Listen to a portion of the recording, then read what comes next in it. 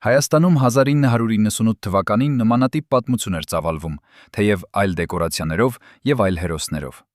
Լևոն Տեր-Պետրոսյանի հրաժարականից հետո երկրում մնացել էին երկու իրական տեր՝ Վազգեն Սարգսյանը եւ Վանո Սիրադեղյանը։ Նրանք ընկերներ էին, զինակիցներ, Արցախյան պատերազմի համազինակիցներ, բայց ինչու հանկարծ դարձան քաղաքական մրցակիցներ։ Ինչու երկու ամենաուժեղ մարդիկ, ովքեր կարող էին միասին կառուցել անկախ Հայաստանի ապագան, ընտրեցին բախման ճանապարհը։ Եվ ամենակարևորը, արդյոք այդ բախումը ճանապարհ բացեց հոկտեմբերի 27-ի ոճրագործության համար։ Պատկերացրեք կերացրեք երկու առյուծների, որոնք տասնամյակներ միասին որսացել են, հանկարծ սկսում են կռվել միմյանց դեմ։ Վազգեն Սարգսյանը, պաշտպանության նախարար, Արցախյան պատերազմի հերոսը, մարդը, ում անունը միայն լսելով թշնամիները դողում էին։ Վանո Սիրադեղյանը, ներքին գործերի նախարար, մարդը, ով վերահսկում էր Երևանի յուրաքանչյուր փողոց, յուրաքանչյուր շենք, յուրաքանչյուր գաղտնիք։ Երկուսն էլ ուժեղ էին, երկուսն էլ անհրաժեշտ էին երկրի համար, բայց երկուսն էլ չէին կարող լինել երկրորդ։ Ասում են, որ Վանոն զգուշացել էր Վազգենին, մեջքդ բաց է մնալու։ Իսկ Վազգենը պատասխանել էր. ես ինքս գիտեմ, թե ինչպես պաշտպանեմ իմ մեջքը։ Այդ երկու նախադասությունները, որոնք արտասանվել էին 1998 թվականի գարնանը, դարձան երկու մարդկանց ճակատագրի կնիքը։ Բայց ինչպես հասան նրանք այդ կետին։ Ինչպես երկու մարդիկ, ովքեր միասին կանգնած էին Շուշիի ազատագրման ժամանակ, ովքեր միասին խմխմել էին հաղթանակի համար, ովքեր միասին երդվել էին պաշտպանել Հայաստանը, հանկարծ դարձան անհաշտ թշնամիներ։ Պատասխանը պետք է փնտրել ոչ թե քաղաքականության մեջ, այլ մարդկային բնույթի խորքերում։ Երբ երկու ուժեղ մարդիկ կանգնած են իշխանության գագաթին, երբ երկուսն էլ համոզված են, որ հենց իրենք են անհրաժեշտ երկրի համար, երբ երկուսն էլ տեսնում են միմյանց ոչ թե որպես գործընկեր, այլ որպես խոչընդոտ, բախումը դառնում է անխուսափելի։ Եվ այդ բախումը սկսվեց ոչ թե հրապարակային հայտարարություններով, այլ լռության, կասկածների եւ փոքրիկ դավադրությունների լեզվով։ 1998 թվականի ապրիլին Վանո Սիրադեղյանը հեռացավ ներքին գործերի նախարարի պաշտոնից։ Պաշտոնական տարբերակով նա ինքը հրաժարական տվեց։ Բայց ովքեր են այն մարդիկ, ովքեր հավատում են պաշտոնական տարբերակներին։ Իրականում Վանոն հեռացրեցին, եւ հեռացրեցին հենց այն պահին, երբ նա ամենաուժեղն էր։ Ինչու։ Որովհետև նա գիտեր չափազանց շատ բան։ Նա գիտեր, թե ով ում է վարձել, ով ում է սպանել, ով որտեղից է փող ստացել։ Նա գիտեր բոլոր գաղտնիքները, եւ այդ գաղտնիքները դարձել էին նրա ամենավտանգավոր զենքը։ Երբ մարդը գիտի չափազանց շատ, նա դառնում է կամ անփոխարինելի, կամ վտանգավոր։ Վանոն դարձել էր երկրորդը։ Վազգեն Սարգսյանը ընդհակառակը բարձրանում էր։ 1998 թվականի հունիսին նա դարձավ վարչապետ։ Պաշտպանության նախարարից վարչապետ, բանակից քաղաքականություն, զինվորական հրամանատարից երկրի ղեկավար։ Այդ անցումը նշանակում էր, որ Վազգենը ոչ միայն ուժեղ էր, այլև հասել էր իշխանության գագաթին։ Բայց իշխանության գագաթը միշտ մենակ տեղ է։ Այնտեղ չկա տեղ երկուսի համար, եւ Վազգենը գիտեր դա։ Նա գիտեր, որ Վանոն, նույնիսկ հեռացված լինելով պաշտոնից, դեռևս վերահսկում էր Երևանի ստորգետնյա աշխարհը, դեռևս ուներ կապեր, դեռևս կարող էր ազդել որոշումների վրա։ Եվ դա նրան անհանգստացնում էր։ Բայց ամենավտանգավորը չէր այն, որ Վանոն ուներ ազդեցություն։ Ամենավտանգավորը այն էր, որ Վանոն ուներ տեղեկություններ։ Նա գիտեր, թե ինչ էր կատարվել Արցախյան պատերազմի ժամանակ, ով ինչ էր արել, ով որտեղից էր փող ստացել, ով ում էր դավաճանել։ Այդ տեղեկությունները կարող էին ոչնչացնել ցանկացած մարդու, նույնիսկ Վազգեն Սարգսյանի կարիերան։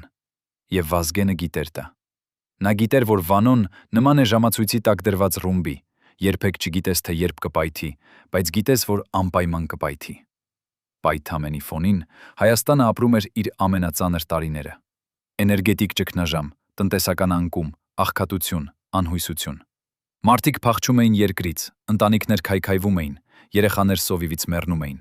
Բայց երկու ամենաուժեղ մարդիկ փոխանակ միավորվեին եւ լուծեին այդ խնդիրները, զբաղված էին միմյանց դեմ պայքարով։ Նրանք խաղում էին իշխանության խաղ, մինչդեռ երկիրը մեռնում էր։ Արդյոք նրանք չէին տեսնում դա, թե պարզապես չէին ուզում տեսնել, թե իշխանությունը այնքան կուրացրել էր նրանց, որ նրանք այլևս չէին տարբերում իրականությունը երևակայությունից։ 1998 թվականի ամռանը Երևանում սկսեցին տարածվել լուրեր։ Լուրեր այն մասին, որ Վանո Սիրադեղյանը պատրաստվում է վերադառնալ քաղաքականություն։ Լուրեր այն մասին, որ նա հավաքում է իր հին թիմը։ Լուրեր այն մասին, որ նա պատրաստվում է մարտահրավեր նետել Վազգեն Սարգսյանին։ Այդ լուրերը տարածվում էին արագ, շատ արագ, եւ դրանք հասնում էին բոլորին, սովորական մարդկանցից մինչեւ իշխանության գագաթներ։ Եվ յուրաքանչյուր անգամ, երբ այդ լուրերը հասնում էին Վազգենին, նա լռում էր։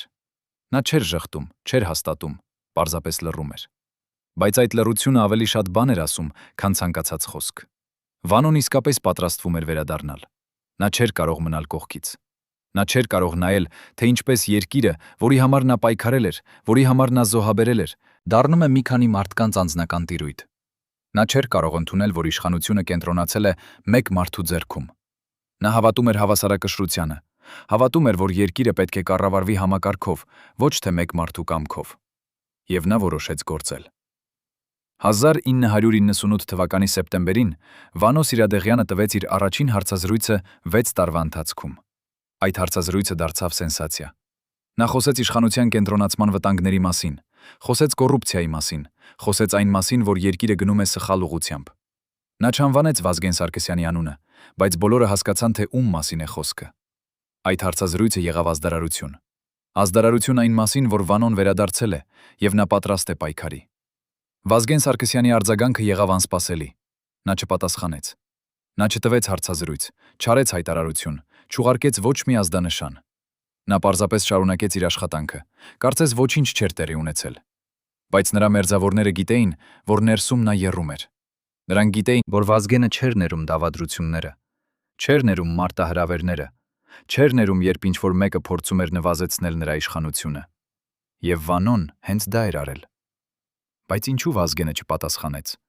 Ինչու նա ընտրեց լռության ռազմավարությունը։ Պատասխանը պարզ է, որովհետև նա գիտեր, որ Վանոն սպասում էր հենց դրան։ Վանոն ուզում էր, որ Վազգենը արձագանքի, որ սկսվի հրապարակային վեճ, որ երկու ճամբարները բախվեն միմյանց։ Եվ այդ բախումից Վանոն կարող էր միայն շահել, որովհետև նա ավելի լավ էր տիրապետում հրապարակային կարծիքին, ավելի լավ էր խաղում մեդիայի հետ, ավելի լավ էր կարողանում ներկայացնել իրեն որպես ժողովրդի պաշտպան։ Վազգենը գիտեր դա եւ հենց դրա համար ընտրեց լռությունը։ Նա որոշեց սպասել, որոշեց տեսնել, թե Վանոն ինչ է անելու հաջորդը։ Եվ Վանոն արեց իր հաջորդ քայլը։ 1998 թվականի հոկտեմբերին նա հայտարարեց, որ պատրաստվում է ստեղծել նոր քաղաքական կուսակցություն։ Կուսակցություն, որը կմիավորի բոլոր նրանց, ովքեր դեմ են իշխանության կենտրոնացմանը, ովքեր ուզում են փոփոխություններ, ովքեր հավատում են ժողովրդավարությանը։ Այդ հայտարարությունը եղավ երկրորդ ազդարարությունը։ Ազդարարությունը այն մասին, որ Վանոն ոչ միայն վերադարձել է, այլև պատրաստվում է իրական պայքարի։ Բայց արդյոք Վանոն իսկապես հավատում է ժողովրդավարությանը։ Արդյոք նա իսկապես ուզում էր փոփոխություններ, թե դա պարզապես էր իշխանության համար պայքարի մեկ այլ ձև, թե նա պարզապես չէր կարող ընդունել, որ այլևս ինքը չէ երկրի ամենաուժեղ մարդը։ Այս հարցերը մինչ օրս չունեն պատասխան։ Բայց մի բան հստակ է. Վանոն եւ Վազգենը դարձել էին թշնամիներ, եւ այդ թշնամությունը շուտով կկործաներ ամեն ինչ։ 1998 թվականի նոյեմբերի մի ցուրտ երեկո Երևանի կենտրոնում տեղի ունեցավ մի հանդիպում, որի մասին պաշտոնական արձանագրություններում ոչինչ չկա։ Այդ հանդիպման մասին գիտեն միայն 3 մարդ, եւ նրանցից 2-ը այլևս կենդանի չեն։ Երրորդը, որը դեռ ողջ է, առաջին անգամ է խոսում այս մասին։ Նա պատմում է, որ այդ երեկո Վազգեն Սարգսյանի գրասենյակ եկավ մի օտարերկրյա դիվանագետ։ Նա չմտավ պաշտոնական մուտքից, չողջունեց ոչ ոքի, անցավ գաղտնի միջանցքով։ Նա մնաց Վազգենի մոտ 1 ժամ, եւ երբ դուրս եկավ, Վազգենը սպիտակ էր, կարծես արյունը հեռացել էր նրա դեմքից։ Ինչ էր ասվել այդ հանդիպման ժամանակ։ Ինչ էր այնքան սարսափեցրել Վազգեն Սարգսյանին, մարդուն, ով երբեք չէր վախենում ոչ մի բանից։ Վկան պատմում է, որ այդ օտարերկրյա դիվանագետը բերել էր նամակ։ Նամակ, որը գրված էր ոչ թե պաշտոնական լեզվով, այլ սպառնալիքների լեզվով։ Նամակ, որում ասվում էր, որ եթե Վազգենը շարունակի իր ընթացիկ քաղաքականությունը, եթե շարունակի կոնֆլիկտը Վանո Սիրադեղյանի հետ, եթե շարունակի անտեսել որոշակի միջազգային շահերը, ապա հետևանքները կլինեն աղետալի։ Ով էր ուղարկել այդ նամակը։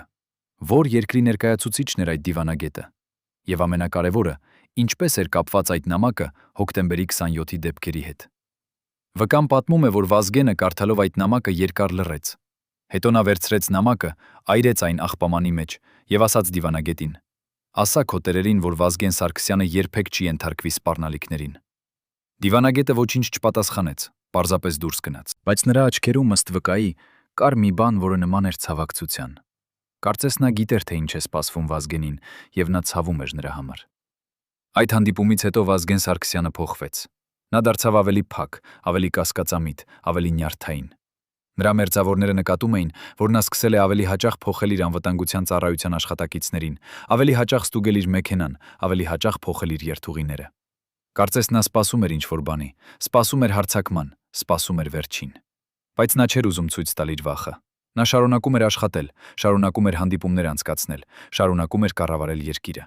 Բայց ներսում նա գիտեր, որ ինչ-որ բան սխալ է, որ ինչ-որ բան պատրաստվում է տեղի ունենալ։ Եվ այդ ինչ-որ բանը տեղի ունեցավ 1999 թվականի հոկտեմբերի 27-ին։ Այդ օրը, երբ Վազգեն Սարգսյանը, Կարեն Դեմիրճյանը եւ եւս 7 մարդ սպանվեցին ազգային ժողովի դահլիճում, ամբողջ Հայաստանը ցնցվեց։ Բայց արդյոք դա էր անսպասելի։ Արդյոք չկային նախազգուշական ազդանշաններ։ Արդյոք Վազգենը չգիտեր, որ վտանգ է սպառնում նրան։ Եվ եթե գիտեր, ինչու նա ոչինչ չարեց դրա համար։ Պատասխանը հավանաբար պետք է փնտրել այն նամակի մեջ, որը այրվել էր աղբամանի մեջ։ Պատասխանը պետք է փնտրել այն օտարերկրյա դիվանագետի ինքնությունում, ով այցելել էր Վազգենին։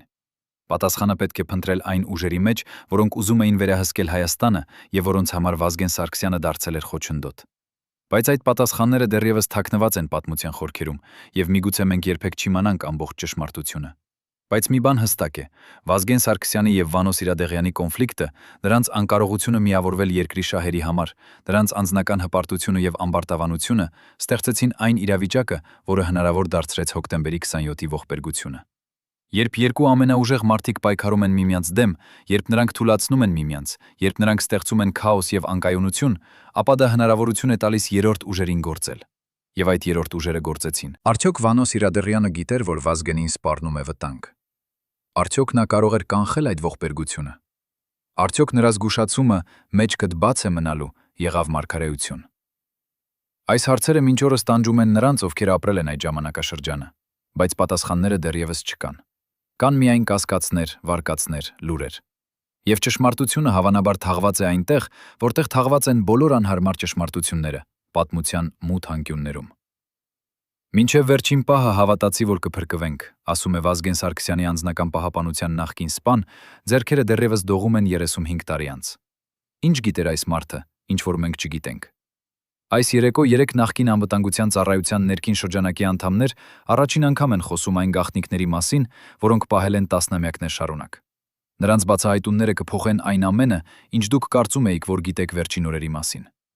Այս մարդիկ տեսել են այն, ինչ պետք է մնար թաքնված, գաղտնի հանդիպումները, սպառնալիքները, վախի պահերը, երբ ամենաուժեղ մարդիկ հասկացան, որ նրանց ժամանակը սպառվում է։ Նրանք լսել են զրույցները, որոնք երբեք չպետք է արձանագրվեին։ Տեսել են փաստաթղթերը, որոնք այրվել են անմիջապես դրանք կարդալուց հետո։ Եվ այսօր, 35 տարի լռությունից հետո, նրանք պատրաստ են խոսել։ 1998 թվականի հունվարին, երբ Վանո Սիրադեղյանը հեռացավ իշխանությունից, նրա անձնական պահապանության ծառայության հրամանատարը ստացավ անսովոր հանձնարարություն։ Նրան ասացին, որ պետք է հավաքի եւ պահպանի բոլոր գաղտնի ձայնագրությունները, որոնք կատարվել էին վերջին 3 տարիների ընթացքում։ Ձայնագրություններ հեռախոսային զրույցների, անձնական հանդիպումների, գաղտնի բանակցությունների։ Այդ ձայնագրությունները պարունակում էին այնպիսի տեղեկություններ, որոնք կարող էին ոչնչացնել տասնյակ քաղաքական կարիերաներ, բացահայտել տասնյակ կոռուպցիոն սխեմաներ, վերացնել տասնյակ բիզնես կապեր։ Հրամանատարը հարցրեց. ինչու են այս ձայնագրությունները այդքան կարևոր հենց հիմա։ Պատասխանը եղավ պարզ. որովհետև դրանք մեր ապահովագրությունն են։ Եթե ինչ-որ բան տեղի ունենա, եթե ինչ-որ մեկը փորձի մեզ վնասել, այդ ձայնագրությունները կդառնան մեր պաշտպանությունը։ Բայց ով էր սպառնում Վանոյին։ Ով էր այն մարդը կամ խումբը, որից նա այդքան վախենում էր, որ պատրաստվում էր օգտագործել իր ամենավտանգավոր զենքը՝ գաղտնի տեղեկությունները։ Պահապանության հրամանատարը պատմում է, որ Վանոն այդ ժամանակ խոսում էր մի խմբի մասին, որը կոչում էր անտեսանելի ձեռքեր։ Այդ խումբը, ըստ Վանոյի, վերահսկում էր Հայաստանի քաղաքականությունը ստվերներից, որոշում էր, թե ով կբարձրանա եւ ով կընկնի, ով կապրի եւ ով կմեռնի։ Վանոն հավատում էր, որ այդ խումբը կազմված է ինչպես տեղական, այնպես էլ միջազգային խաղացողներից, որոնց շահերը հատվում են Հայաստանում եւ որոնք պատրաստ են անել ամեն ինչ, պահպանելու իրենց ազդեցությունը։ Եվ Վանոն, իր բոլոր ուժով եւ կապերով, դարձել էր խոչընդոտ այդ խմբի համար։ Բայց արդյոք Վազգեն Սարգսյանը նույնպես գիտեր այդ խմբի մասին։ Արդյոք նա նույնպես հավատում էր, որ ստվերների կողմից կառուցին։ Արդյոք նա նույնպես զգում էր սպառնալիքը։ Պահապանության հրամանատարը պատմում է մի դրվագ, որը տեղի ունեցավ 1998 թվականի փետրվարին։ Վանոն եւ Վազգենը պատահաբար հանդիպեցին մի հանրային միջոցառման ժամանակ։ Նրանք չխոսեցին միմյանց հետ, չողջունեցին միմյանց, նույնիսկ չնայեցին միմյանց աչքերին։ Բայց երբ Վանոն անցնում էր Վազգենի կողքով, նա շշնջաց մի բան, որը լսեց միայն Պահապանը։ Նա ասաց. «Նրանք գալիս են մեր երկուսի համար էլ»։ Վազգենը սառեց մի վայրկյան, բայց հետո շարունակեց քայլել, կարծես ոչինչ չէր լսել։ Բայց Պահապանը տեսավ, թե ինչպես Վազգենի ծնոտները սեղմվեցին, ինչպես նրա աչքերը նեղացան, ինչպես նրա ձեռքերը բռունցքի մեջ մտան։ Նա լսել էր, նա հասկացել էր եւ նա վախեցել էր։ Այդ պահից սկսած Վազգեն Սարգսյանը սկսեց փոխել իր վարքագիծը։ Նա դարձավ ավելի գաղտնիական, ավելի զգույշ, ավելի կասկածամիտ։ Նրա հանդիպումները դարձան ավելի կարճ եւ ավելի գաղտնի։ Նա սկսեց օգտագործել գաղտնի հեռախոսներ, գաղտնի հանդիպման վայրեր, գաղտնի կոդեր։ Նրա մերձավորները զարմանում էին, ինչու է այդքան նյարդայնացած, ինչու է այդքան վախեցած։ Բայց Վազգենը չէր բացատրում։ Նա պարզապես ասում էր. ժամանակները փոխվել են եւ մենք պետք է փոխվենք դրանց հետ։ Բայց իրականում նա գիտեր, որ ժամանակները չէին փոխվել։ Փոխվել էր խաղը եւ նա այլևս չէր վստահ, որ կարող է հաղթել այդ խաղում։ 1998 թվականի մարտին Վազգենի անձնական բժիշկը նկատեց, որ վարչապետի առողջական վիճակը վատանում է։ Նա սկսել էր ունենալ անքնություն, գլխացավեր, սրտխառնոց։ Բժիշկը առաջարկեց հանգստանալ, վերցնել արձակուրդ, հեռանալ քաղաքից։ Բայց Վազգենը մերժեց։ Նա ասաց. «Ես չեմ կարող հեռանալ։ Եթե ես հեռանամ, նրանք կօգտագործեն այդ պահը»։ Բժիշկը հարցրեց. «Ո՞վ են նրանք»։ Վազգենը չպատասխանեց։ Նա պարզապես նայեց պատուհանից դուրս դեպի Երևանի փողոցները եւ ասաց. «Նրանք ամենուր են, նրանք սպասում են, եւ ես չեմ կարող տալ նրանց այն, ինչ նրանք ուզում են»։ Բժիշկը սկսեց գաղտնի պատվիրել դեղամիջոցներ Վազգենի համար։ Դեղեր անքնության դեմ, դեղեր սթրեսի դեմ, դեղեր սրտի համար։ Այդ դեղերի ցուցակը, որը պահպանվել է անվտանգության ծառայության արխիվներում, բացահայտում է մի պատկեր, որը հակասում է հանրային պատկերացումներին։ Վազգեն Սարգսյանը, ուժեղ մարդը, անվախ հրամանատարը, Արցախյան պատերազմի հերոսը, իրականում տառապում էր ծանր սթրեսից, անքնությունից եւ հնարավոր է դեպրեսիայից։ Նա չէր ցույց տալիս դա հրապարակայնորեն, չէր խոսում դրա մասին, չէր ուզում, որ մարդիկ տեսնեն նրա թուլությունը, բայց ներսում նա քայքայվում էր եւ նրա մերձավորները տեսնում էին դա։ Արդյոք այդ սթրեսը, այդ վախը, այդ անքնությունը ազդեցին Վազգենի որոշումների վրա։ Արդյոք նա կարող էր ավելի լավ պաշտպանել իրեն, եթե լիներ ավելի հանգիստ, ավելի կենտրոնացած, ավելի առողջ։ Արդյոք նրա առողջական խնդիրները դարձան մաս այն պատճառների, որոնք հանգեցրին հոկտեմբերի 27-ի ողբերգությանը։ Այս հարցերը մնում են առանց պատասխանի, բայց մի բան հստակ է. Վազգեն Սարգսյանը վերջին ամիսներին իր կյանքի ապրում էր ծանր հոգեբանական ճնշման տակ, եւ այդ ճնշումը հավանաբար ազդեց նրա կարողության վրա, ճիշտ գնահատելու վտանգները եւ ճիշտ արձագանքելու դրանց։ Պատկերացրեք, որ դուք մտնում եք մի սենյակ, որտեղ պատերը ծածկված են փաստաթղթերով, լուսանկարներով, քարտեզներով։ Յուրաքանչյուր փաստաթուղթ պատմում է մի պատմություն, գաղտնի գործարքների, թաքնված հաշիվների, անհայտ կապերի։ Այս սենյակը գոյություն ուներ Վանո Սիրադեղյանի տանը, եւ միայն 3 մարդ գիտեին դրա մասին։ Այս սենյակում Վանոն պահպանում էր իր ամենաթանկարժեք ակտիվը՝ տեղեկությունները։ Տեղեկություններ, որոնք կարող էին փրկել նրան կամ ոչնչացնել նրան, կախված նրանից, թե ինչպես կօգտագործեր դրանք։ Եվ 1998 թվականի ապրիլին, երբ Վանոն հասկացավ, որ իրավիճակը դառնում է վտանգավոր, նա որոշեց օգտագործել այդ տեղեկությունները։ Բայց ինչպես։ Ինչպես կարող էր Վանոն օգտագործել այդ տեղեկությունները, չվնասելով իր իսկ անվտանգությանը։ Նա գիտեր, որ եթե հրապարակի այդ տեղեկությունները, եթե սկսի խոսել անուններ եւ փաստեր, ապա նա դառնում է թիրախ։ Բայց եթե չօգտագործի դրանք, եթե պարզապես պահի դրանք որպես ապահովագրություն, ապա դրանք կորցնում են իրենց արժեքը։ Վանոն ընտրեց երրորդ ճանապարհը։ Նա սկսեց աստիճանաբար արտահոսել տեղեկություններ։ Ոչ թե հրապարակայնորեն, այլ գաղտնի, միջոցով հավատարիմ լրագրողների, միջոցով օտարերկրյա դիվանագետների, միջոցով բիզնես շրջանակների։ Նա ուղարկում էր ազդանշաններ։ Նա ցույց էր տալիս, որ ինքը դեռևս ուժեղ է, որ ինքը դեռևս վտանգավոր է, որ ինքը դեռևս կարող է վնաս հասցնել։ Այդ ռազմավարությունը աշխատեց որոշ ժամանակ։ Վանոյի թշնամիները սկսեցին զգույշ լինել, սկսեցին հին հաշվի առնել նրան, սկսեցին վախենալ նրանից։ Բայց միաժամանակ այդ ռազմավարությունը ստեղծեց նոր թշնամիներ։ Մարդիկ, որոնց անունները հիշատակվում էին այդ արտահոսված տեղեկություններում, սկսեցին տեսնել Վանոյին որպես սպառնալիք։ Նրանք սկսեցին մտածել, թե ինչպես կարելի է լրացնել նրան, ինչպես կարելի է վերացնել այդ սպառնալիքը։ Եվ այդպես Վանոն, փորձելով պաշտպանել իրեն, իրականում ստեղծեց ավելի շատ վտանգներ իր համար։ 1998 թվականի մայիսին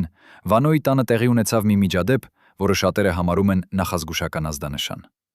Գիշերվա 2 ժամին անհայտ մարդիկ փորձեցին մտնել Վանոյի տուն։ Նրանք չէին սովորական գողեր, նրանք էին պրոֆեսիոնալներ, որոնք գիտեին, թե ինչպես անջատել ազդանշանային համակարգերը, ինչպես բացել փականները, ինչպես շարժվել լռությամբ։ Բայց Վանոյի անվտանգության համակարգը, որը տեղադրվել էր դեռևս նրա ներքին գործերի նախարար լինելու ժամանակ, եղավ ավելի բարդ, քան նրանք ակնկալում էին։ Ազդանշանը հնչեց, պահապանները արձագանքեցին, եւ անհայտ մարդիկը փախան։ Բայց նրանք թողեցին հետքեր, պրոֆեսիոնալ գործիքներ, հատուկ հագուստ եւ մի բան, որը ամենից անհանգստացնող էր՝ ռազմական ոճի հաղորդակցության սարք։ Ո՞վ էին այդ մարդիկը։ Ո՞վ էր ուղարկել նրանց։ Եվ ամենակարևորը, ի՞նչ էին նրանք փնտրում։ Արդյոք նրանք փնտրում էին այն գաղտնի սենյակը, որտեղ Վանոն պահպանում էր իր փաստաթղթերը։ Արդյոք նրանք ուղարկվել էին ոչնչացնելու այդ փաստաթղթերը, թե նրանք ուղարկվել էին ոչնչացնելու Վանոյին։ Ոստիկանությունը սկսեց քննություն, բայց այն արագ փակվեց։ Պաշտոնական տարբերակը եղավ փորձ գողության։ Բայց ոչ ոք չհավատաց այդ տարբերակին։ Բոլորը գիտեին, որ դա եղավ ինչ-որ ավելի լուրջ բան, ինչ-որ ավելի վտանգավոր բան։ Վանոն այդ միջադեպից հետո դարձավ ավելի զգույշ։ Նա սկսեց փոխել իր տեղաբաշխումը, սկսեց օգտագործել տարբեր տներ, սկսեց շարժվել անկանոն երթուղիներով։ Նա նաև սկսեց տարածել իր փաստաթղթերը, մի մասը թողեց տանը, մի մասը տեղափոխեց բանկային պահատուփ, մի մասը տվեց հավատարիմ մարդկանց։ Նա ուզում էր համոզվել, որ եթե ինչ-որ բան տեղի ունենա նրա հետ, եթե ինչ-որ մեկը փորձի լռեցնել նրան, այդ տեղեկությունները կպահպանվեն եւ կհրապարակվեն։ Այդ եղավ նրա վերջին պաշտպանությունը, նրա վերջին ապահովագրությունը։ Բայց արդյոք այդ ապահովագրությունը բավարար էր։ Արդյոք Վանոն իսկապես կարող էր պաշտպանել իրեն այն ուժերից, որոնք ուզում էին լռեցնել նրան։ Արդյոք նրա փաստաթղթերը, նրա տեղեկությունները, նրա կապերը բավարար էին կանգնելու համար այն մարդկանց դեմ, ովքեր վերահսկում էին ոչ միայն Հայաստանը, այլև ավելի մեծ տարածքներ։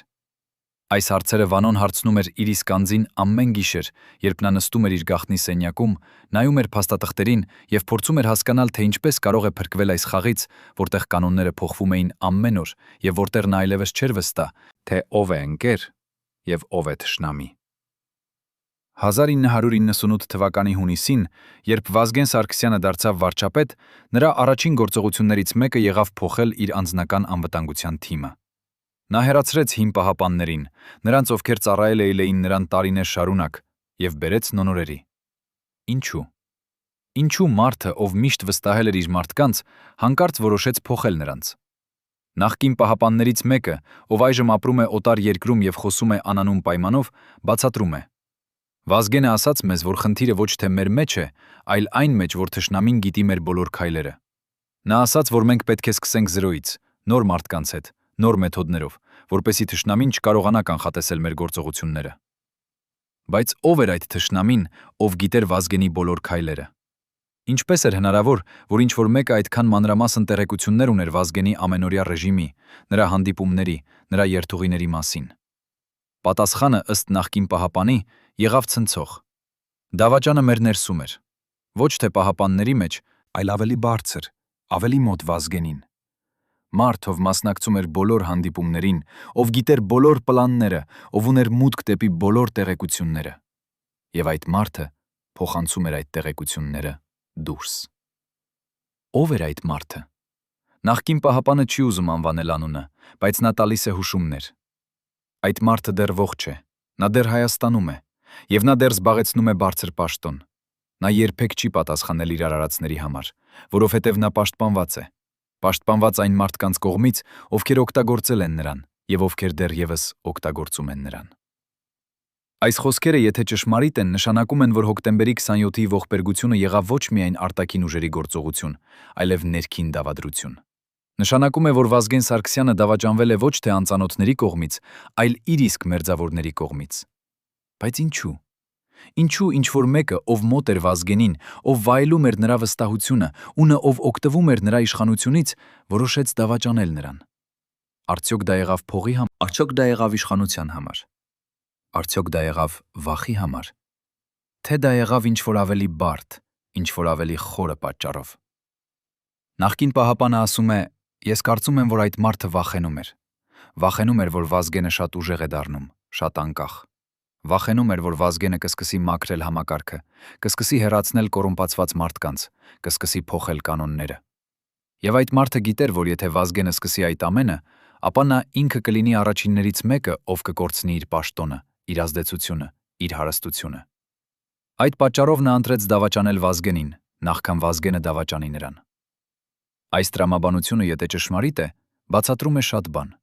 Բացատրում է, թե ինչու Վազգենը զգում էր, որ նրա մեջքը բաց է։ Բացատրում է, թե ինչու նա փոխեց իր անվտանգության թիմը։ Բացատրում է, թե ինչու նա դարձավ այդքան կասկածամիտ եւ նյարդային։ Նա զգում էր դավադրությունը, նա զգում էր սպառնալիքը, բայց նա չէր կարողանում հասկանալ, թե որտեղից է գալիս այդ սպառնալիքը։ Նա փնտրում էր թշնամուն դրսում, մինչդեռ թշնամին ներսում էր, շատ մոտ, շատ հարմար տեղում, որտեղից կարող էր տեսնել ամեն ինչ, լսել ամեն ինչ եւ փոխանցել ամեն ինչ։ 1998 թվականի օգոստոսին Վազգենը կազմակերպեց մի գաղտնի հանդիպում իր ամենամոտ խորհրդականների հետ։ Այդ հանդիպման մասին գիտեին միայն 5 մարդ, եւ այն տեղի ունեցավ ոչ թե պաշտոնական շենքում, այլ մի անվտանգ տանը Երևանի արվարձաններում։ Այդ հանդիպման ժամանակ Վազգենը ներկայացրեց մի պլան, որը եթե իրականացվեր, կփոխեր Հայաստանի ամբողջ քաղաքական լանդշաֆտը։ Նա ուզում էր սկսել լայնածավալ հակակոռուպցիոն քարոզարշավ, ուզում էր քննել բոլոր կասկածելի գործարքները, որոնք տեղի էին ունեցել վերջին տարիների ընթացքում, ուզում էր հեռացնել բոլոր կասկածելի պաշտոնյաներին։ Այդ պլանը, եթե իրականացվեր, կհարվածեր տասնյակ մարդկանց, ովքեր հարստացել էին պետական ռեսուրսների հաշվին, ովքեր օգտագործել էին իրենց պաշտոնները անձնական շահի համար։ Բայց այդ պլանը երբեք չիրականացվեց։ Ինչու՞։ Որովհետև այդ հանդիպումից հետո, ըստ նախկին պահապանի, տեղեկությունները արտահոսեցին։ Մարդիկ, ովքեր պետք է քննվեին, իմացան Վազգենի պլանների մասին։ Եվ նրանք սկսեցին պատրաստվել, սկսեցին կազմակերպվել, սկսեցին փնտրել միջոցներ կանգնելու Վազգենին։ Եվ այդ միջոցներից մեկը, ըստ որոշ աղբյուրների, եղավ հոկտեմբերի 27-ի ծրագրումը։ Արդյոք այդ երկու իրադարձությունները կապված են։ Արդյոք Վազգենի հակակոռուպցիոն պլանը դարձավ նրա մահվան հրամանը։ Արդյոք նրանք, ովքեր վախենում էին կորցնել իրենց հարստությունը եւ իշխանությունը, որոշեցին վերացնել Վազգենին, նախքան նա վերացներ նրանց։ Պատկերացրեք, որ դուք եք այն 12 մարդկանցից մեկը, ովքեր գիտեին ամեն ինչ Վազգեն Սարգսյանի մասին։ Յուրաքանչյուր բժշկական գաղտնիք, յուրաքանչյուր էվակուացիայի պլան, յուրաքանչյուր թաքնված թունել Երևանի տակ։ Այժմ պատկերացրեք, որ պետք է ընտրեք՝ պահպանել ձեր հավատարմությունը, թե փրկել ձեր կյանքը։ 1998 թվականի սեպտեմբերի 22-ին այդ մարդիկ կատարեցին ընտրություն, որը փոխեց Հայաստանի պատմությունը։ Ինչն ստիպեց նրանց դավաճանել իրենց գերագույն ղեկավարին։ Արդյոք դա եղավ վախը, թե ավելի խորը դրդապատճառներ։ Եվ ամենակարևորը, արդյոք Վազգենը գիտեր, որ իր ամենամոտ շրջապատում կա մարդ, ով արդեն ստորագրել էր նրա ճակատագիրը։ Այս 12 մարդկանցից 9 այլևս կենդանի չեն։ 3-ը, ովքեր մնացել են, 35 տարի լռել են։ Բայց այսօր, առաջին անգամ, նրանցից մեկը պատրաստ է խոսել այն մասին, ինչ իսկապես տեղի ունեցավ այն օրերին, երբ իշխանության գագաթներում ծավալվում էր անտեսանելի պատերազմ։ 1998 թվականի հուլիսին Վազգեն Սարգսյանի անձնական բժիշկը նկատեց մի բան, որը նրան խորապես անհանգստացրեց։ Վարչապետը սկսել էր կորցնել քաշը։ Ոչ թե աստիճանաբար, ինչպես սովորաբար տեղի է ունենում սթրեսի ժամանակ, այլ արագ, անսպասելի արագ։ 3 շաբաթվա ընթացքում նա կորցրել էր 7 կիլոգրամ։ Բժիշկը պատվիրեց մանրամասն հետազոտություններ, բայց արդյունքները եղան հակասական։ Ոչ մի հստակ ախտորոշում, ոչ մի բացատրություն։ Պարզապես մարմինը կարծես հրաժարվում էր ընդունել սնունդը, կարծես ինքնին քայքայվում էր ներսից։ Բժիշկը հարցրեց Վազգենին. արդյոք նա ճաշում է կանոնավոր, արդյոք նա քնում է բավարար։ Վազգենը պատասխանեց. ես ճաշում եմ, երբ ժամանակ ունեմ, ես քնում եմ, երբ կարողանում եմ, բայց ինչպես կարող եմ քնել, երբ գիտեմ, որ նրանք սպասում են մեզ, եւ եթե մենք չգնանք, նրանք հետ չպահեն մեր խնդիրները։ Եթե պատերազմը մեր հետ կգնա, պետք է մենք պահենք պատերազմը։ Եվ եթե պատերազմը մեզ հանկարծ կճնշի, պետք է մենք պահենք պատերազմը։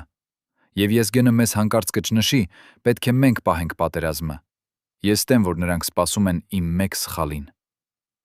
Բժիշկը սկսեց գաղտնի վարել օրագիր, ամեն օր գրանցելով Վազգենի ֆիզիկական եւ հոգեկան վիճակը։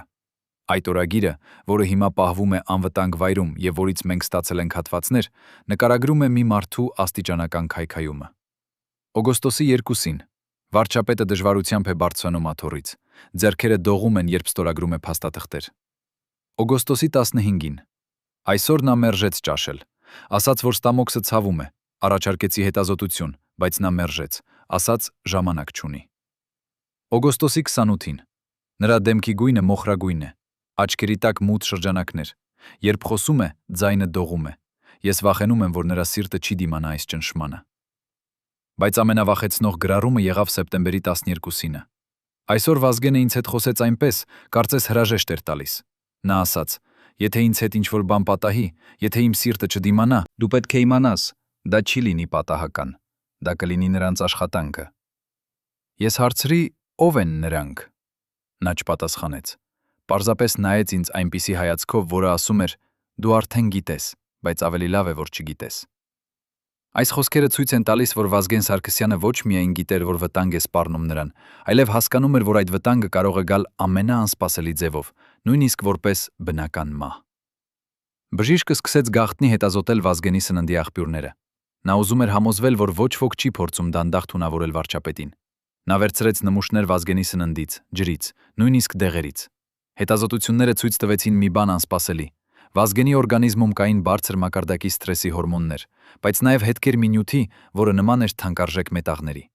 Բժիշկը չկարողացավ հստակ բացատրել այդ հետքերի ծագումը, բարի ծագումը, բայց նա կասկածեց, որ Վազգենը հնարավոր է ենթարկվում էր դանդաղ թունավորման, այնպիսի նյութերով, որոնք չեն թողնում հստակ ախտանիշներ, բայց աստիճանաբար քայքայում են օրգանիզմը։ Երբ նա փորձեց խոսել այս մասին Վազգենի հետ, վարչապետը ասաց. «Եթե նրանք ուզում են ինձ սպանել, նրանք կգտնեն ճանապարհ, բայց ես չեմ թույլ տա, որ վախը կանգնեցնի ինձ»։ Այդ խոսքերը ցույց են տալիս Վազգեն Սարգսյանի բնավորության երկու կողմը՝ անվախությունը եւ ինքնավստահությունը, որոնք միաժամանակ էին նրա ուժը եւ նրա թուլությունը։ Նա չէր վախենում մահից, բայց հենց այդ անվախությունը թույլ չէր տալիս նրան ճիշտ գնահատել վտանգը եւ ձեռնարկել անհրաժեշտ միջոցներ։ Նա հավատում էր, որ իր ուժը, իր իշխանությունը, իր կապերը բավարար են պաշտպանելու նրան։ Բայց նա չէր հասկանում, որ պայքարում է ոչ թե անհատների դեմ, այլ համակարգի դեմ, համակարգի, որը ավելի հզոր էր, քան ցանկացած անհատ, նույնիսկ վարչապետ։ Անվտանգության ծառայության արխիվներում կա մի թղթապանակ, որը կրում է կոդը UM0544։ Այդ թղթապանակը այնքան գաղտնի էր, որ գոյություն ունեին միայն 3 օրինակ ամբողջ երկրում։ Մեկը պահվում էր Վազգեն Սարգսյանի անձնական սեյֆում, մեկը անվտանգության ծառայության ղեկավարի մոտ, եւ մեկը անհայտ վայրում, որը գիտեր միայն մեկ մարդ։ Այդ թղթապանակում կային տեղեկություններ Վազգենի իրական առողջական վիճակի մասին, էվակուացիայի պլանների մասին, հեղափոխության դեպքում եւ ինչ-որ ավելի ցնցող բան։ Իրական հարաբերությունների մասին Վազգենի եւ ռեժիմի մերձավորների միջև։ Ինչու այդ թղթապանակները ոչնչացվեցին հենց հոկտեմբերի 27-ին։ Ինչ էին թաքցնում այդ էջերը, որ նույնիսկ վարչապետի մահից հետո դրանք պետք է անհետանային։ Նախկին անվտանգության ծառայության սպան, ով մասնակցել է այդ թղթապանակների պատրաստմանը, պատմում է. Այդ թղթապանակներում կային անուններ մարդկանց, ովքեր ստացել էին փող անօրինական ճանապարհներով, անուններ մարդկանց, ովքեր կապված էին օտարերկրյա հետախուզական ծառայությունների հետ, անուններ մարդկանց, ովքեր դավաճանել էին Հայաստանին։ Եվ ամենակարևորը, այդ թղթապանակներում կային ապացույցներ, որոնք կարող էին ուղարկել այդ մարդկանց բանտ երկար տարիների համար։ Վազգենը պահպանում էր այդ ապացույցները որպես ապահովագրություն։ Նա մտադիր էր օգտագործել նրանք, երբ ժամանակը գար, բայց ժամանակը երբեք չեկավ։ Սպան շարունակում է. Հոկտեմբերի 27-ի առավոտյան, երբ Վազգենը գնաց ազգային ժողով, նա վերցրեց իր օրինակը այդ թղթապանակից։ Նա ուզում էր ցույց տալ այն որոշ падգամավորների, ովքեր կասկածում էին կոռուպցիայի մասին նրա պնդումներում։ Նա ուզում էր ապացուցել, որ իր մեղադրանքները հիմնավոր են։ Բայց երբ հրաձգությունը սկսվեց, երբ քաոսը տիրեց դահլիճում, այդ թղթապանակը անհետացավ։ Ոչ ոք չգիտի, թե ով վերցրեց այն։ Ոչ ոք չգիտի, թե որտեղ է այն հիմա։ Բայց մենք գիտենք մի բան. ով էլ որ վերցրել է այն, նա գիտեր ճիշտ թե ինչ է փնտրում։ Այս պատմությունը բացահայտում է մի կարևոր հանգամանք։ Հոկտեմբերի 27-ի հարձակումը եղավ ոչ միայն քաղաքական սպանություն, այլև փաստաթղթերի գողություն։ Հարձակվողները ոչ միայն սպանեցին Վազգեն Սարգսյանին եւ մյուսներին, այլև վերցրին այն ապացույցները, որոնք կարող էին բացահայտել ամբողջ կոռուպցիոն ցանցը։ Արդյոք դա եղավ պատահական։ Արդյոք հարձակվողները պարզապես հաջողեցին գտնել այդ թղթապանակը քաոսի մեջ։ Թե նրանք գիտեին ճիշտ, թե որտեղ փնտրել, որովհետև ինչ-որ մեկը նախապես տեղեկացրել էր նրանց։ Սպան ասում է. Ես հավատում եմ, որ հարձակումը պլանավորվել էր երկու նպատակով։ Առաջինը՝ վերացնել Վազգեն Սարգսյանին, ով դարձել էր չափազանց վտանգավոր իշխող խմբի համար։ Երկրորդը ոչնչացնել ապացույցները, որոնք նա հավաքել էր այդ խմբի դեմ։ Եվ երկու նպատակներն էլ իրականացվեցին։ Վազգենը սպանվեց, ապացույցները անհետացան, եւ նրանք, ում անունները կային այդ թղթապանակներում, շարունակեցին ապրել իրենց կյանքը, կարծես ոչինչ չէր տեղի ունեցել։ Այս տեսակետը, եթե ճշմարիտ է, փոխում է մեր ամբողջ պատկերացումը հոկտեմբերի 27-ի մասին։ Դա այլևս չէ պարզապես մի խմբի հոգեկան անհավասարակշռված մարդկանց գործողություն։ Դա դառնում է խնամքով պլանավորված օպերացիա, նպատակ ունենալով ոչ միայն սպանել, այլև թաքցնել։ Բայց ով էին այն մարդիկը, որոնց անունները կային այդ թղթապանակներում։ Ով էին նրանք, ովքեր վախենում էին Վազգենի բացահայտումներից այնքան, որ պատրաստ էին գնալ մինչև սպանություն։ Սպան չի ուզում անվանել կոնկրետ անուններ, բայց նա տալիս է հուշումներ։ Նրանցից շատերը դեռ իշխանության մեջ են, շատերը դեռ հարուստ են, շատերը դեռ ազդեցիկ են։ Եվ նրանք բոլորը գիտեն, որ եթե ճշմարտությունը երբևէ բացահայտվի, եթե այդ թղթապանակները երբևէ գտնվեն, ապա նրանց աշխարհը կքայքայվի։ Հենց դրա համար նրանք անում են ամեն ինչ, համոզվելու, որ ճշմարտությունը երբեք չբացահայտվի։ Երևանի տակ գոյություն ունեն թունելներ եւ ապաստարաններ, որոնց մասին նույնիսկ պաշտոնական ճարտարապետները չգիտեն այսօր։ Ով կառուցեց դրանք գաղտնի։ Որտեղ էին տանում այդ թունելները։ Եվ ինչու վերջին օրերին Վազգեն Սարգսյանը անձամբ ստուգում էր այդ էվակուացիայի երթուղիները ամեն գիշեր։ Անձնական պահապանությունը պահպանել է այդ գաղտնիքները ավելի քան 3 տասնամյակ, բայց այսօր նրանք խոսում են առաջին անգամ։ Եվ այն, ինչ նրանք պատմում են, ցնցում է նույնիսկ ամենակասկածամիտներին։ Նախկին պահապանը պատմում է, 1998 թվականի սեպտեմբերին Վազգենը սկսեց անհանգստանալ թունելների անվտանգության մասին։ Նա ասաց, որ ստացել է տեղեկություններ, թե ինչ-որ մեկը փորձում է գտնել այդ թունելների մուտքերը։ Նա հրամայեց փոխել բոլոր կոդերը, փոխել բոլոր փականները, տեղադրել նոր անվտանգության համակարգեր։ Բայց ամենաանհանգստացնող բանը եղավ այն, որ նա սկսեց ամեն գիշեր անձամբ իջնել այդ թունելներ եւ ստուգել դրանք։ Նա չվստահում էր ոչ ոքի։ Նա ուզում էր անձամբ համոզվել, որ եթե ինչ-որ բան տեղի ունենա, եթե նրան հարկադրեն փախչել, այդ թունելները կլինեն անվտանգ։ Պահապանը շարունակում է. Մի գիշեր, դա եղավ հոկտեմբերի 18-ին, Վազգենը իջավ թունելներ եւ տեսավ մի բան, որը նրան սարսափեցրեց։ Մի փականը, որը պետք է փակ լիներ, բաց էր։ Ոչ թե կոտրված, այլ բաց, ճիշտ կոդով բացված։ Դա նշանակում էր, որ ինչ-որ մեկը, ով գիտեր կոդը, մտել էր այնտեղ։ Վազգենը անմիջապես հրամայեց փոխել բոլոր կոդերը եւ տեղադրել թաքնված տեսախցիկներ, բայց արդեն ուշ էր։ Ով էլ որ մտել էր այնտեղ, նա արդեն տեսել էր այն, ինչ պետք է տեսներ։ Նա արդեն գիտեր թունելների դասավորությունը, ելքերը, անվտանգության համակարգերը։ Եվ այդ տեղեկությունները հավանաբար փոխանցվել էին այն մարդկանց, ովքեր պլանավորում էին հարձակումը։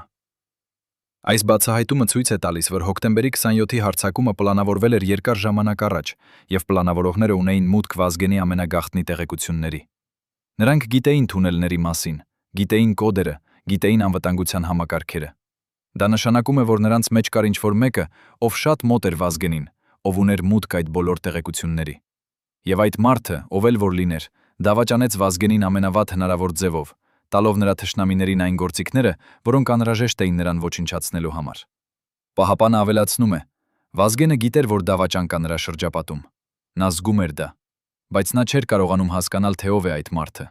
Նա կասկածում էր բոլորին, բայց չէր կարող մեղադրել ոչ ոքի առանց ապացույցների։ Եվ այդ անորոշությունը, այդ անկարողությունը վստահել ցանկացած մեկին, քայքայում էր նրան ներսից։ Նա դարձավ մենակ, շատ մենակ, նույնիսկ իր ամենամոտ մարդկանց մեջ։ Եվ այդ մենակությունը հավանաբար եղավ նրա ամենամեծ թուլությունը։ Բայց ով էր այդ դավաճանը։ Ով էր այն մարդը, ով ուներ մուտք թունելների կոդերին, ով կարող էր փոխանցել այդ տեղեկությունները Վազգենի թշնամիներին։ Պահապանը ասում է. Ես ունեմ իմ կասկածները, բայց ես չեմ կարող ապացուցել դրանք։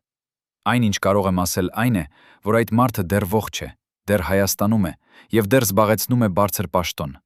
Եվ ամեն անգամ, երբ ես տեսնում եմ նրան հեռուստացույցով, երբ ես լսում եմ նրա ելույթները, ես զգում եմ զայրույթ։ Զայրույթ այն մարդու նկատմամբ, ով դավաճանեց իր երկրին, ով դավաճանեց իր ղեկավարին, ով դավաճանեց մեզ բոլորին։ Բայց ես նաեւ զգում եմ անզորություն։ Անզորություն, որովհետեւ գիտեմ, որ այդ մարդը երբեք չի պատասխանի իր արածների համար։ Նա պաշտպանված է։ Պաշտպանված այն ուժերի կողմից, որոնք օգտագործել են նրան եւ որոնք դեռևս օգտագործում են նրան։ Այս խոսքերը թողնում են մեզ հարցերի հետ, որոնց պատասխանները հավանաբար երբեք չկիմանանք։ Բայց մի բան հստակ է. Հոկտեմբերի 27-ի ողբերգությունը եղավ ոչ միայն արտաքին հարձակում, այլև ներքին դավադրություն։ Դավադրություն, որը սկսվել էր ամիսներ առաջ, որը ներառում էր մարդկանց Վազգենի ամենամոտ շրջապատից եւ որը վերջապես իրականացվեց այն օրը, երբ Հայաստանը կորցրեց իր ամենաուժեղ ղեկավարներից երկուսին։ Արդյոք մենք երբևէ կիմանանք ամբողջ ճշմարտությունը։ Արդյոք այն մարդիկ, ովքեր պատասխանատու են այս ողբերգության համար, երբևէ կպատասխանեն իրենց արածների համար։ Թե նրանք կշարունակեն ապրել իրենց կյանքը, պաշտպանված իրենց ուժով եւ կապերով, մինչդեռ Հայաստանը դեռևս տառապում է այն վերքերից, որոնք նրանք հասցրին։ Առաջին անգամ 35 տարվա ընթացքում այն մարդը, ով պատասխանատու էր Վազգեն Սարգսյանի անձնական անվտանգության համար, ընդունում է խոսել տեսախցիկների առջև։ Այն, ինչ նա պատմում է վերջին շաբաթների մասին, կփոխի այն ամենը, ինչ դուք կարծում էիք, որ գիտեք։ Անձնական զրույցներից Վազգենի եւ Կարեն Դեմիրճյանի միջև, մինչև հուսահատ պլանները փախուստի, մինչև այն պահը, երբ նրանք հասկացան, որ ամեն ինչ վերջացել է։ Բացառիկ վկայություն, որը կպահի ձեզ շնչախեղդ վիճակում։ Այս մարդը տեսել է այն, ինչ պետք է մնար թաքնված։ Գաղտնի հանդիպումները, սպառնալիքները, վախի պահերը, երբ ամենաուժեղ մարդիկ հասկացան, որ նրանց ժամանակը սպառվում է։ Նա լսել է զրույցները, որոնք երբեք չպետք է արձանագրվեին, տեսել է փաստաթղթերը, որոնք այրվել են անմիջապես դրանք կարդալուց հետո։ Նա գիտի, թե ով էր իրական դավաճանը, ով փոխանցեց վերջին տեղեկությունները եւ ինչու այդ մարդը դեռևս ազատ է։ 1998 թվականի հոկտեմբերի 18-ին, 9 օր մինչև ողբերգությունը, Վազգեն Սարգսյանի անձնական պահապանության հրամանատարը ստացավ անսովոր հանձնարարություն։ Վարչապետը կանչեց նրան իր գրասենյակ ուշ երեկոյան, երբ բոլոր աշխատակիցները արդեն հեռացել էին։ Սենյակում կային միայն երկու մարդ՝ Վազգենը եւ հրամանատարը։ Վազգենը փակեց դուռը, անջատեց հեռախոսները եւ սկսեց խոսել այնպիսի ձայնով, որը հրամանատարը երբեք չէր լսել նրանից, հանգիստ, բայց լի անհանգստությամբ։ Նա ասաց. «Ես ուզում եմ, որ դու պատրաստես մի պլան, որը կթույլ տա ինձ եւ իմ ընտանիքին հեռանալ երկրից 24 ժամվա ընթացքում։ Ոչ միջոցով օդանավակայանի, ոչ միջոցով պաշտոնական սահմանային անցակետերի։ Գաղտնի, արագ, անվտանգ։ Դու ունես 3 օր այդ պլանը պատրաստելու համար»։ Հրամանատարը ցնցվեց։ Նա հարցրեց. «Վարչապետ, ինչ է տեղի ունենում։ Արդյոք դուք վտանգի մեջ եք»։ Վազգենը երկար նայեց նրան եւ հետո ասաց. «Մենք բոլորս վտանգի մեջ ենք, բայց ես չեմ կարող թույլ տալ, որ իմ ընտանիքը տուժի իմ քաղաքական ընտրությունների պատճառով։ Եթե ինձ հետ ինչ-որ բան պատահի, եթե նրանք որոշեն գործել, ես ուզում եմ, որ իմ ընտանիքը անվտանգ լինի։ Դու պետք է ապահովես դա»։ Հրամանատարը հարցրեց. «Ո՞վ են նրանք»։ Վազգենը չպատասխանեց անմիջապես։ Նա քայլեց դեպի պատուհանը, նայեց դեպի Երևանի գիպի Երևանի գիշերային լույսերը եւ ասաց. «Նրանք են այն մարդիկը, ովքեր կարծում են, որ ես դարձել եմ չափազանց անկախ, չափազանց վտանգավոր նրանց շահերի համար։ Նրանք են այն մարդիկը, ովքեր ուզում են վերահսկել Հայաստանը, եւ ես դարձել եմ խոչընդոտ նրանց ճանապարհին»։ Հրամանատարը սկսեց աշխատել այդ պլանի վրա։ Նա ուսումնասիրեց բոլոր հնարավոր երթուղիները, միջոցով Վրաստանի, միջոցով Իրանի, նույնիսկ միջոցով Ադրբեջանի սահմանային անվտանգ կետերի։ Նա կապվեց հավատարիմ մարդկանց հետ այդ երկրներում, ովքեր կարող էին օգնել։ Նա պատրաստեց փաստաթղթեր, կեղծ անձնագրեր, գումար օտարարժույթով։ Ամեն ինչ պատրաստ էր հոկտեմբերի 22-ին։ Բայց երբ նա ներկայացրեց պլանը Վազգենին, վարչապետը ասաց. «Շնորհակալ եմ, բայց ես հուսով եմ, որ երբեք չկպահանջվի օգտագործել այն։ Ես դեռ հավատում եմ, որ կարող եմ փոխել իրավիճակը, կարող եմ կանգնել նրանց դեմ»։ Հրամանատարը տեսավ Վազգենի աչքերում մի բան, որը նրան սարսափեցրեց։ Ոչ թե վախ, այլ հուսահատություն։ Հուսահատություն մարդու, ով գիտի, որ պայքարում է կորցրած պատերազմում, բայց չի կարող ընդունել պարտությունը։ Հոկտեմբերի 23-ին տեղի ունեցավ մի իրադարձություն, որը հրամանատարը նկարագրում է որպես վերջին նախազգուշական ազդանշան։ Վազգենը ստացավ անանուն նամակ։ Ոչ միջոցով փոստի, ոչ միջոցով կուրիերի, այլ պարզապես թողնված նրա մեքենայի ապակու տակ, երբ մեքենան կայանված էր կառավարության շենքի առջև, այն տարածքում, որը պետք է լիներ ամենաանվտանգը։ Նամակում կար միայն մեկ նախադասություն, գրված տպագիչ տառերով. «Հոկտեմբերի 27-ը կլինի ձեր վերջին օրը։ Փրկեք ձեզ, քանի դեռ ուշ չէ»։ Վազգենը կարդաց այդ նամակը եւ նրա դեմքը սպիտակեց։ Նա անմիջապես կանչեց հրամանատարին եւ ցույց տվեց նամակը։ Հրամանատարը ասաց. «Վարչապետ, մենք պետք է չեղարկենք բոլոր հանրային միջոցառումները։ Մենք պետք է ուժեղացնենք անվտանգությունը։ Մենք պետք է վերցնենք այս սպառնալիքը լրջորեն»։ Բայց Վազգենը ասաց. «Ոչ։ Եթե ես սկսեմ վախենալ, Եթե ես սկսեմ թաքնվել, ապա նրանք արդեն հաղթել են։ Ես չեմ թույլ տա, որ վախը կառավարի իմ կյանքը։ Այդ որոշումը ըստ հրամանատարի եղավ Վազգենի ճակատագրական սխալը։ Նա ընտրեց հպարտությունը անվտանգության նկատմամբ, ընտրեց ցույց տալ ուժ, երբ պետք է ցույց տար զգուշություն, եւ այդ ընտրությունը արժեցավ նրա կյանքը։ Հրամանատարը ասում է. Ես փորձեցի համոզել նրան։ Ես ասացի, որ այս սպառնալիքը տարբերվում է մյուսներից, որ այս անգամ նրանք լուրջ են, բայց Վազգենը չլսեց։ Նա հավատում էր, որ իր ուժը, իր դիրքը, իր հեղինակությունը բավարար են պաշտպանելու նրան։ Նա չհասկացավ, որ պայքարում է ոչ թե անհատնելի դեմ, այլ համակարգի դեմ։ Համակարգի, որը որոշել էր, որ նա պետք է վերացվի։ Սեկուրիտատեի արխիվներում պահպանվում էին հատուկ թղթապանակներ UM-0544 կոդով։ Թղթապանակներ այնքան գաղտնի, որ գոյություն ունեին միայն 3 օրինակ ամբողջ երկրում։ Այդ թղթապանակներում գտնվում էին տեղեկություններ Վազգենի իրական առողջական վիճակի մասին, էվակուացիայի պլանների մասին եւ ինչ-որ շատ ավելի ցնցող բան՝ իրական հարաբերությունների մասին իշխող խմբի ներսում։ Ինչու այդ թղթապանակները ոչնչացվեցին հենց հոկտեմբերի 27-ի օրը։ Ինչ էին թաքցնում այդ էջերը, որ նույնիսկ ողբերգությունից հետո դրանք պետք է անհետանային առանց որևէ հետքի։ Նախկին անվտանգության ծառայության վերլուծաբան, ով մասնակցել է այդ թղթապանակների կազմանը, պատմում է. Այդ թղթապանակներում կային ոչ միայն անուններ, այլև մանրամասն սխեմաներ։ Սխեմաներ այն մասին, թե ինչպես էին որոշակի պաշտոնյաներ ստանում փող օտարերկրյա ընկերություններից։ Սխեմաներ այն մասին, թե ինչպես էին պետական գույքը փոխանցվում մասնավոր ձեռքերի։ Սխեմաներ այն մասին, թե ինչպես էին որոշակի մարդիկ կապված օտարերկրյա հետախուզական ծառայությունների հետ, եւ ամենակարևորը, այդ թղթապանակներում կային ապացույցներ։ Բանկային փաստաթղթեր, ձայնագրություններ, լուսանկարներ։ Ապացույցներ, որոնք կարող էին ուղարկել տասնյակ մարդկանց բանտ երկար տարիների համար։ Վերլուծաբանը շարունակում է. Վազգենը սկսել էր հավաքել այդ ապացույցները դեռևս 1998 թվականի սկզբից։ Նա գիտեր, որ եթե ուզում է իսկապես մաքրել համակարգը, եթե ուզում է իսկապես պայքարել կոռուպցիայի դեմ, ապա նրան անհրաժեշտ են ապացույցներ։ Ապացույցներ։ Ոչ թե լուրեր, ոչ թե կասկածներ, այլ կոշտ անհերքելի ապացույցներ։ Եվ նա հավաքեց դրանք։ Տարիների ընթացքում նա հավաքեց այնքան ապացույցներ, որ կարող էր ոչնչացնել ամբողջ կոռուպցիոն ցանցը։ Բայց նա սպասում էր ճիշտ պահին։ Նա ուզում էր համոզվել, որ երբ հրապարակի այդ ապացույցները, երբ սկսի քննությունները, ապա ոչ ոք չի կարողանա կանգնեցնել նրան։ Բայց այդ ճիշտ պահը երբեք չեկավ։ Հոկտեմբերի 27-ին, երբ Վազգենը գնաց ազգային ժողով, նա վերցրեց իր հետ մի փոքր պայուսակ։ Այդ պայուսակում կար մեկ օրինակ այդ թղթապանակներից, ամենակարևոր ապացույցները, ամենացնցող բացահայտումները։ Նա մտադիր էր ցույց տալ դրանք որոշ падգամավորների, ովքեր պետք է աջակցեին նրա հակակոռուպցիոն ծրագրին։ Նա մտադիր էր վերջապես սկսել մաքրման գործընթացը։ Բայց երբ հրաձգությունը սկսվեց, երբ քաոսը տիրեց դահլիճում, այդ պայուսակը անհետացավ։ Վերլուծաբանը ասում է. մենք երբեք չգտանք այդ պայուսակը։ Մենք փնտրեցինք ամենուր, դահլիճում, շենքում, նույնիսկ հարակից փողոցներում, բայց այն անհետացել էր։ Կարծես ինչ-որ մեկը գիտեր ճիշտ թե ինչ է փնտրում եւ վերցրեց այն քաոսի մեջ։ Ով վերցրեց այդ պայուսակը։ Ով էր այն մարդը, ով գիտեր, որ Վազգենը կբերի այդ ապացույցները։ Ով էր այն մարդը, ով կարողացավ քաոսի մեջ գտնել այդ պայուսակը եւ վերցնել այն։ Վերլուծաբանը ասում է. կան երկու հնարավորություններ։ Առաջինը, հարձակվողներից մեկը գիտեր այդ պայուսակի մասին եւ հատուկ փնտրեց այն։ Երկրորդը, ինչ որ մեկը, ով այնտեղ էր դահլիճում, ով վերապրեց հրաձգությունը, վերցրեց այդ պայուսակը եւ թաքցրեց այն։ Երկու դեպքում էլ դա նշանակում է, որ այդ մարդը գիտեր ապացույցների մասին, գիտեր դրանց արժեքը եւ ուզում էր համոզվել, որ դրանք երբեք չհրապարակվեն։ Այս բացահայտումը փոխում է ամբողջ պատկերը։ Հոկտեմբերի 27-ը այլևս չէ պարզապես քաղաքական սպանություն։ Դա դառնում է խնամքով պլանավորված օպերացիա երկու նպատակով։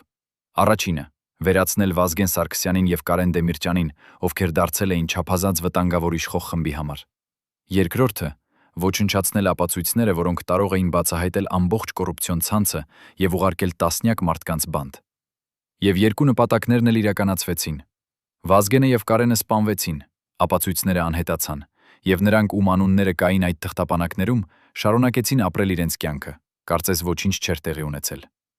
Հոկտեմբերի 26-ին, մեկ օր մինչև ողբերգությունը, Վազգեն Սարգսյանը եւ Կարեն Դեմիրճյանը ունեցան մի գաղտնի հանդիպում։ Այդ հանդիպման մասին գիտեին միայն 3 մարդ, եւ այն տեղի ունեցավ ոչ թե պաշտոնական շենքում, այլ Կարենի անձնական տանը։ Այդ հանդիպման ժամանակ ներկա էր Կարենի անձնական օգնականը, ով այժմ 35 տարի անց առաջին անգամ է պատմում այն մասին, ինչ տեղի ունեցավ այդ երեկո։ Նա ասում է. Վազգենը եկավ ուշ երեկոյան, մոտ ժամը 11-ին։ Նա մտավ տուն, եւ ես անմիջապես տեսա, որ ինչ-որ բան սխալ է։ Նրա դեմքը լարված էր, աչքերը հոգնած։ Նա նստեց Կարենի հետ, եւ նրանք սկսեցին խոսել։ Ես չէի լսում նրանց զրույցը, բայց ես տեսնում էի նրանց դեմքերը, եւ այն, ինչ տեսա, ինձ սարսափեցրեց։ Օգնականը շարունակում է. Վազգենը ցույց տվեց Կարենին մի փաստաթուղթ։ Ես չտեսա, թե ինչ էր այդ փաստաթղթում, բայց Կարենի արձագանքը եղավ ցնցող։ Նա կարդաց այն, եւ նրա դեմքը սպիտակեց։ Նա նայեց Վազգենին եւ ասաց. «Արդյոք դու վստահ ես այս տեղեկությունների մեջ»։ Վազգենը պատասխանեց. «Ես ստուգել եմ դրանք 3 անգամ։ Դրանք ճշմարիտ են։ Եվ եթե մենք չգործենք հիմա, եթե մենք չկանգնենք նրանց դեմ, ապա շուտով կլինի ուշ»։ Կարենը լռեց երկար ժամանակ եւ հետո ասաց. «Բայց եթե մենք գործենք, եթե մենք սկսենք այս պատերազմը, ապա մենք պետք է պատրաստ լինենք հետևանքներին, եւ այդ հետևանքները կարող են լինել ողբերգական»։ Այդ զրույցը, ըստ օգնականի, տևեց ավելի քան 2 ժամ։ Վազգենը եւ Կարենը քննարկեցին իրենց ընտրանքները, իրենց ռիսկերը, իրենց պլանները։ Նրանք խոսեցին այն մասին, թե ինչպես կարող են պաշտպանել իրենց ընտանիքները, ինչպես կարող են ապահովել իրենց անվտանգությունը, ինչպես կարող են համոզվել, որ եթե նրանց հետ ինչ-որ բան պատահի, ապա ճշմարտությունը կբացահայտվի։ Եվ վերջում նրանք կայացրեցին որոշում։ Կարենը ասաց. «Մենք չունենք այլ ընտրություն։ Մենք պետք է գործենք։ Մենք պետք է կանգնենք կոռուպցիայի դեմ, նույնիսկ եթե դա նշանակում է ռիսկի ենթարկել մեր կյանքերը։ Որովհետև եթե մենք չգործենք, ապա Հայաստանը կորած է»։ Օգնականը ասում է. Երբ Վազգենը հեռանում էր, նա դարձավ դեպի Կարենը եւ ասաց. «Վաղը կլինի սկիզբը։ Կլինի սկիզբը։ Վաղը մենք կսկսենք մաքրման գործընթացը։ Եվ ով էլ որ փորձի կանգնեցնել մեզ, նա կհանդիպի մեր ամբողջ ուժին»։ Կարենը ժպտաց եւ ասաց. «Մենք միասին ենք այս պատերազմում, եւ միասին մենք կհաղթենք»։ Դա եղավ վերջին անգամը, երբ ես տեսա նրանց երկուսին կենդանի։ Հաջորդ օրը հոկտեմբերի 27-ին նրանք երկուսն էլ սպանվեցին։ Այս վկայությունը բացահայտում է, որ Վազգենը եւ Կարենը գիտեին, որ վտանգ է սպառնում նրանց։ Նրանք գիտեին, որ նրանց որոշումը պայքարել կոռուպցիայի դեմ կարող է արժանալ նրանց կյանքը։ Բայց նրանք ընտրեցին գործել։ Նրանք ընտրեցին կանգնել իրենց սկզբունքների համար, նույնիսկ եթե դա նշանակում էր զոհաբերել իրենց կյանքերը։ Բայց ով էր այն մարդը, ով իմացավ այդ հանդիպման մասին։ Ով էր այն մարդը, ով փոխանցեց այդ տեղեկությունները Վազգենի եւ Կարենի թշնամիներին։ Օգնականը ասում է. «Ես ունեմ իմ կասկածները։ Այդ հանդիպման մասին գիտեին միայն 3 մարդ՝ Վազգենը, Կարենը եւ ես։ Բայց հաջորդ օրը, երբ ողբերգությունը տեղի ունեցավ, ես հասկացա, որ ինչ-որ մեկը լսել էր մեր զրույցը։ Ինչ-որ մեկը գիտեր, թե ինչ էին պլանավորում Վազգենը եւ Կարենը։ Եվ այդ ինչ-որ մեկը փոխանցեց այդ տեղեկությունները։ Ես չգիտեմ, թե ինչպես, ես չգիտեմ, թե ով, բայց ես գիտեմ, որ մեր տունը լսարկվում էր։ Եվ այդ լսարկումը կատարվում էր ոչ թե արտաքին ուժերի կողմից, այլ ներքին, մարդկանց կողմից, ովքեր պետք է պաշտպանեին մեզ, բայց փոխարենը դավաճանեցին մեզ։ Հոկտեմբերի 27-ից հետո Հայաստանը փոխվեց անդառնալիորեն։ Երկիրը, որը կորցրել էր իր 2 ամենաուժեղ ղեկավարներին մեկ օրվա ընթացքում, ընկավ քաոսի եւ անորոշության մեջ։ Իշխանությունը անցավ այն մարդկանց ձեռքերը, ովքեր ըստ շատերի հենց նրանք էին, ում դեմ Վազգենը եւ Կարենը պատրաստվում էին պայքարել։ Կոռուպցիան, որը Վազգենը ուզում էր վերացնել, ոչ միայն չվերացավ, այլև խորացավ։ Այն մարդիկը, որոնց անունները կային գաղտնի թղթապանակներում, շարունակեցին իրենց կարիերան, շարունակեցին հարստանալ, շարունակեցին վերահսկել երկիրը։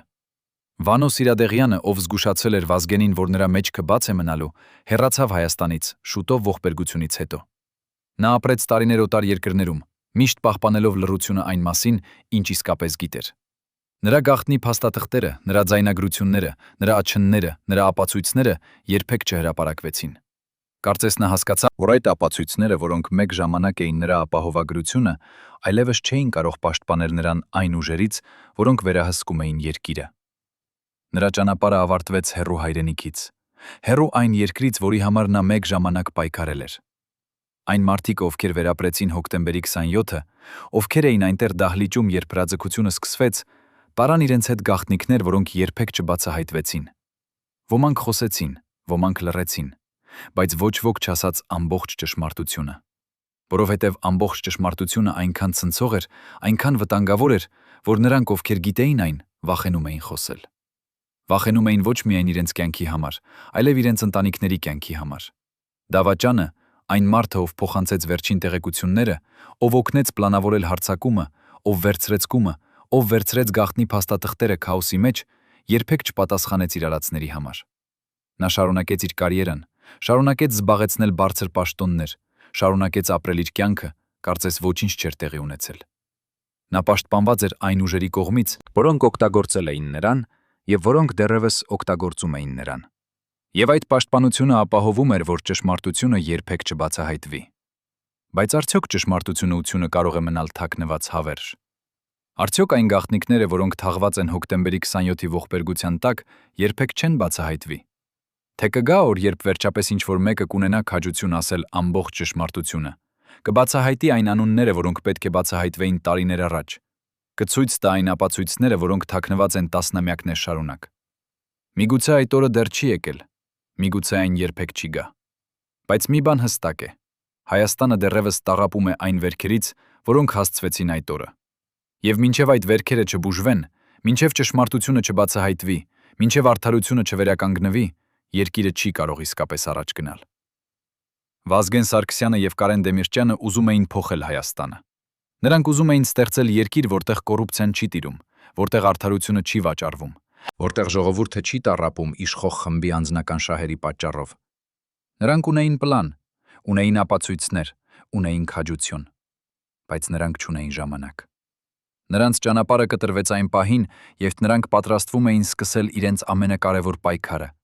եւ այդ պայքարը, որը նրանք չկարողացան ավարտել, դեռևս սպասում է իր հերոսներին։ Հարգելի հեռուստադիտողներ, եթե դուք հետևել եք այս ողբերգական պատմությանը մինչև վերջ, գրեք մեկնաբանություններում, թե որ քաղաքից եք։ Մեզ համար կարևոր է իմանալ, թե որտեղ են դեռևս հիշում Վազգեն Սարգսյանին եւ Կարեն Դեմիրճյանին։ Եվ բաժանորդագրվեք ալիքին, որպեսզի չկորցնեք ճշմարտությունը պատմության կուռքերի մասին։